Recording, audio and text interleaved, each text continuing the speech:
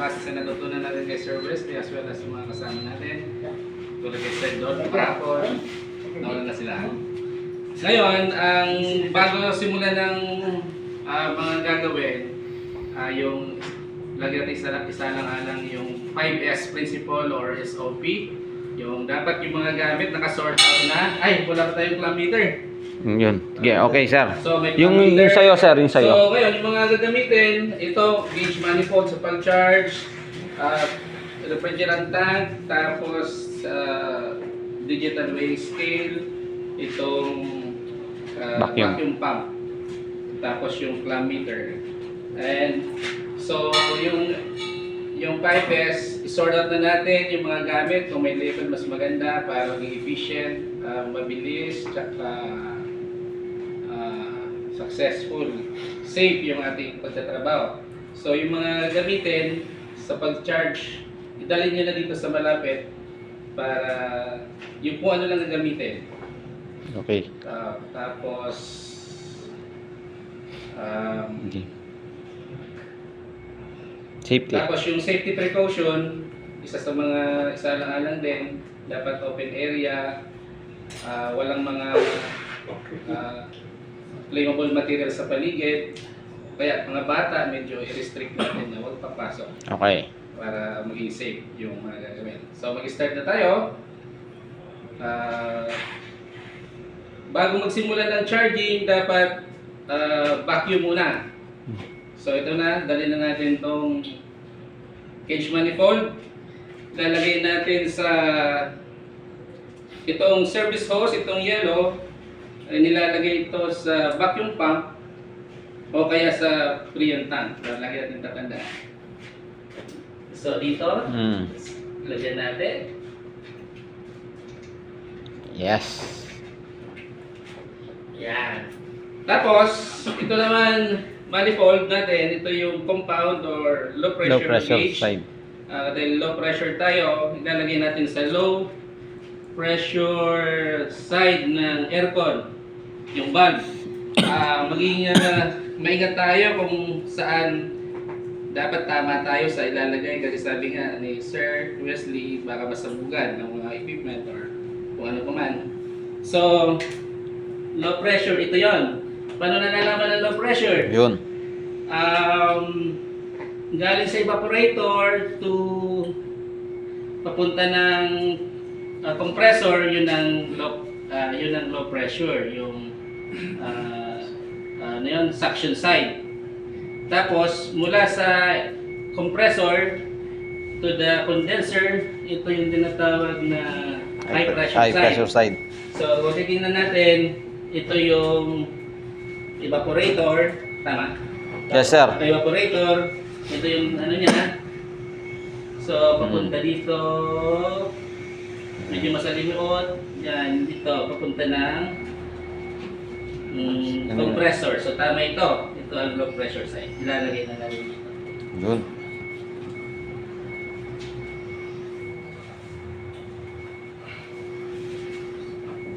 And take note, sarado pala ito. So Buksan bago natin. simulan ng lahat, lagi nakasara ang high pressure valve, low pressure valve. So, sisimulan natin yung pag-vacuum.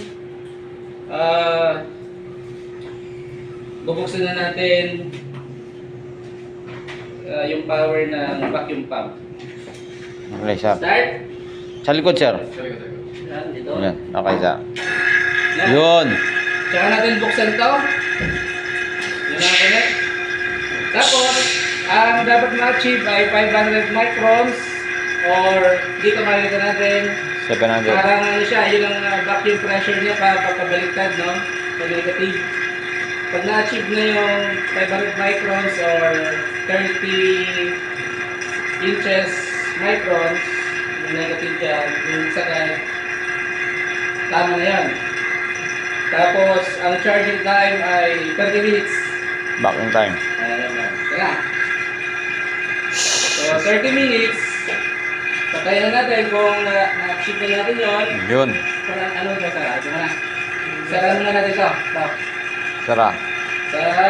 Ang pasara ay pakanan. No? Lagi Sa paglumit, paglumit. Tapos, sarado. Ngayon, titingnan natin kung may leak. Pwede na tayo mag-leak test dito, pero hindi bula. Hindi bubble test. Kasi Yes. papasok doon sa, kung mayroon man singaw yan, papasok, magkakaroon ng contaminants. So, para ma-determine lang natin na may leak, babalik yung gauge niya. Gagalaw, pabalik. So, pag wala na, i-stand natin ulit ng 15 minutes para monitoring. Pag wala na talaga leak sa monitoring, mag-proceed na tayo sa charging. Yes. Tapos, yan. Ililipat natin ito ngayon. Naka-close pa rin ito, no? Yung dalawa. Ililipat natin sa refrigerant tank. Naka-close ito, no? Yes, sir. Pwede natin. Yan. Kasunod. Tapos, pag-charge, gradual lang. Ayan. 10 PSI muna. So, bubuksan natin ito ngayon. Ay, bago pala yan, huwag natin kalimutan yung purging. Wow, yun, Purging tama, natin tama. 3 seconds para lumabas yung contaminant dito. Ito yung service hose niya. Bubuksan din pati. Tatlong segundo. Tapos, proceed na tayo sa charging. Buksan natin to. Bukas. Tapos buksan na rin natin to para pumasok yung Prio. Dalan, ang bukas. Tapos pag naka 10 PSI na, sarap. Pwede na tayo mag-leak test, yung bubble test na. Yun. Tama, tama. Test. Pag wala, diretso tayo sa 30. Gradual lang. Pag okay naman, gawin na natin standing pressure ng Prio niya or Prio nito. Ang Prio nito kung R22 ay 150. So, sasagad na natin sa 150. Yun. Okay. Pag napasok na lahat ng Prio na 150, bubuksan na natin ang aircon. Okay. Yung ano? Isasara pala to, no? Isasara na muna to. Yes, sir. Sige. Buksan Yung na ano, natin sir? yung aircon. Ito pala, bukas. Yan. Buksan niyo, sir. Thank you. Yung kilometer, sir. Yan. So, habang bukas, i-determine natin yung amperahe niyan. Kasi pumapasok na yung kuryente, no? Yan. Yes, sir, para Ito, makita. i-ano natin.